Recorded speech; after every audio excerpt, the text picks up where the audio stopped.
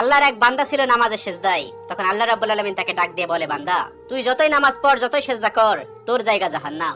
এই কথা শুনে বান্দাটি বলল, আলহামদুলিল্লাহ। আল্লাহ তখন বলে, এই বান্দা, জাহান্নামের কথা শুনে কেউ আলহামদুলিল্লাহ কয়? বান্দা তখন বলে, আল্লাহ, জাহান্নামের মালিকও তুমি, জান্নাতের মালিকও তুমি। তুমি আল্লাহ খুশি হয়ে যদি আমাকে জাহান্নামও দাও, তাও আমার আপত্তি করার কোনো অধিকার নেই। আল্লাহ তখন বলেন, বান্দা, জাহান্নামে গেলে তুই পুড়ে যাবি, তোর খুব কষ্ট হবে।